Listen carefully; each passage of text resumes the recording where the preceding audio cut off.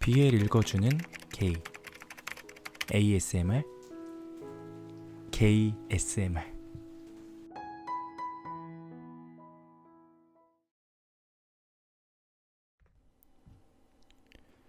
나중에 다시 하자. 서일병은 화장실을 나오며 강희병에게 말을 건넸다. 강희병은 아쉬움에 말을 차마 꺼내지 못하고 서일병과 눈이 마주쳤을 때 고개를 끄덕였다. 어쭈, 대답 안 해? 이병 강중규. 네, 알겠습니다. 방금 너 존나 큰 잘못했어. 어디서 선임한테 이병이 고개만 끄덕여? 벌로 내가 말하기 전까지 화장실 금지다. 가는 거 들키면 신고식 하기 전까지 어떻게 될지 한번 상상해봐. 서일병은 선임으로서의 모습을 더 확고히 잡고 있었다. 반면 서로 반전된 위치가 과거의 기억과 뒤섞이며 혼란스러운 강희병이었다. 그가 주인이었을 시절엔 상상도 못할 하극상이 벌어지고 있지만 이곳은 계급이 지배하는 군대. 게다가 악명 높은 해병대에서 강희병은 까라면 까야 하는 가장 낮은 위치에 있었다. 강희병과 서일병, 그들 사이의 아찔한 기운은 화장실에 다녀온 이후에도 막을 내릴 기미가 보이지 않았다. 하지만 그 와중에도 국방부 시계는 흘러 서일병의 하루 일과는 끝이 보였고 강희병의 전입신고도 무사히 마무리되었다. 다만 시간이 지날수록 강희병의 아랫도리는 슬슬 그를 옥죄기 시작했다. 야, 미나니, 후임 받은 거 축하한다. 서일병의 아버지 기수인 함정훈 병장이 사무실에 찾아와 그를 축하해 주었다. 필승! 한백님, 감사합니다. 신병은 어딨냐?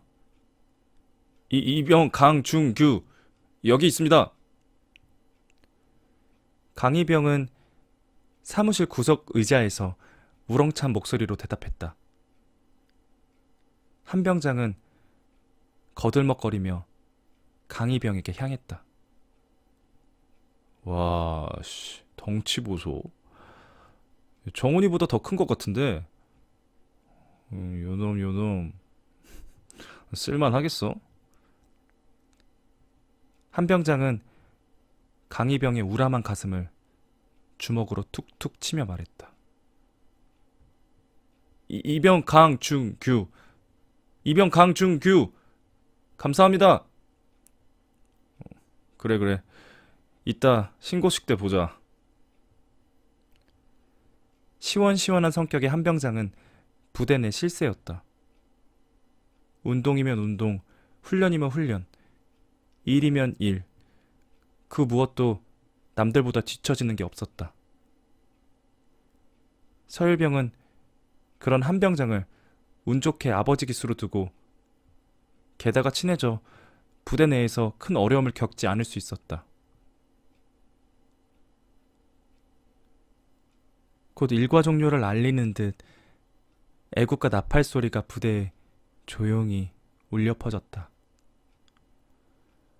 운동장에서 우통을 벗고 족구를 하던 여러 해병들은 하나같이 태극기가 개양되는 행정반 건물 위쪽을 바라보며 경례 자세를 하고 있었다. 부대 전체엔 애국가 소리만 울려 퍼지며 조용한 정적이 흘렀다. 이는 강희병에게 있어서 폭풍 전야를 의미했다. 곧 있을 신고식, 일명 빠따 신고식이 강희병을 기다리고 있었기 때문이다. 하지만 강희병은 이를 새카맣게 모른 채 뻐근하다 못해 점점 아파지는 아랫도리의 통증에 온 관심이 쏠려 있었다.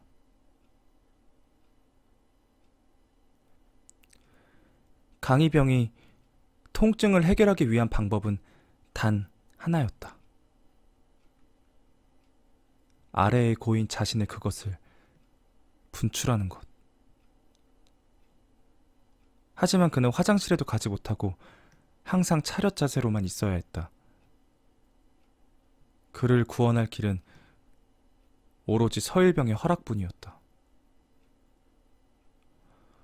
밥들 먹고 가서들 쉬어라. 선임 부사관이 퇴근하자 다른 간부들도 서서히 퇴근을 했고 사무실에는 최상병과 서일병 그리고 강희병만 남게 되었다. 야, 후임 와서 좋냐 씨발. 최상병은 거들먹거리며 서일병 자리로 다가와 말했다. 일병 서민환, 그런 사실 없습니다. 서일병은 자리에서 일어나 열중쉬어 자세를 취하며 최상병을 응대했다.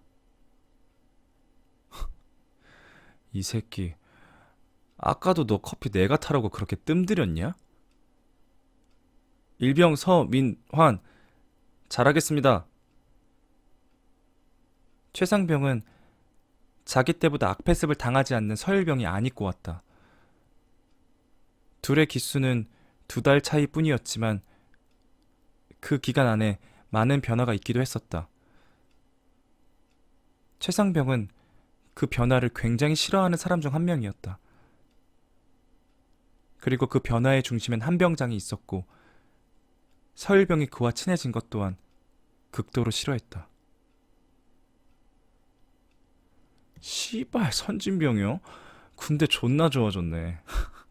야, 한번 집합 걸어서 다 족쳐야 되는데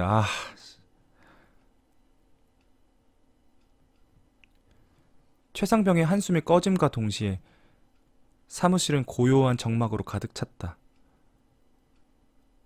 그 와중에도 강희병은 묵묵히 차렷 자세를 지키며 시선을 정면으로 고정하고 있었다. 야, 니 지금 꼬라봤냐? 최상병은 애먼 강희병에게 시비를 걸며 핀잔을 주었다. 이병 강중규, 똑바로 하겠습니다. 강희병은 대성방역으로 남자답게 대답하며 일어나 머리를 땅바닥에 꼬라박았다. 그는 최대한 그 상황을 잘 버티는 방법을 알고 있었다. 자신이 눈을 감고 있었다 해도 선임이 꼬라봤다면 꼬라본 것이다. 무엇보다 최상병은 어떻게든 자신에게 더 시비를 걸 것이고 자신이 어떻게 대처하느냐에 따라 그것이 간단한 얼차려로 끝날지 아니면 끔찍할 벌로 이어질지는 잘 아는 강희병이었다. 대가리 좀 박아봤냐? 폼이 살아있네. 강희병은 오히려 다행이라 생각하며 정수리의 고통으로 하체의 고통을 잊으려 했다. 하지만 애석하게도 고통은 양쪽으로 찾아왔다. 최상병은 강희병의 속사정은 모르지만 강희병의 자세가 마음에 들었는지 타겟을 다시 서일병으로 돌렸다.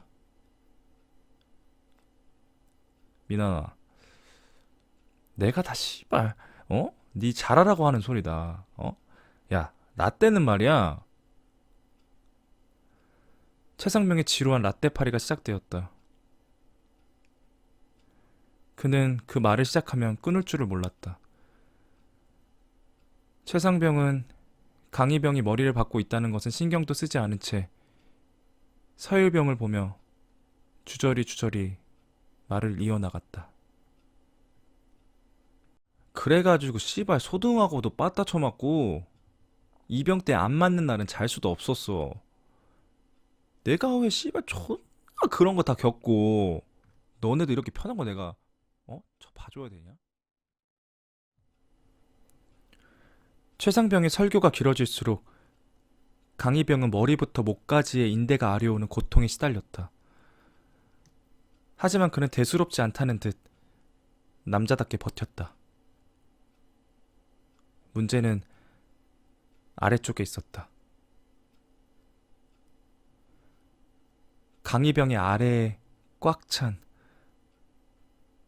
자신의 그것이 넘치려는 듯 쪼임은 점점 심해져 갔다. 그러나 강희병은 서일병이 자신을 지켜보는 듯 싶어 흔들리지 않으려 노력했다. 강희병의 예상은 적중했다. 서일병은 최상병의 지루한 설교를 듣는 와중에도 그런 강희병의 굳센 모습을 보고 점점 아랫도리가 차오르기 시작했다.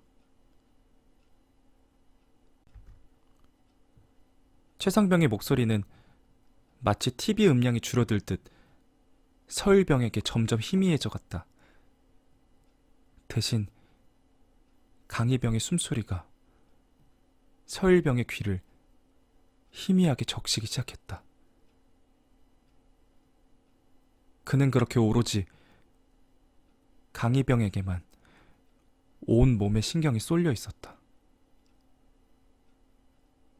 서일병과 강희병의 아찔한 기운은 그렇게 다시금 시동을 걸었다.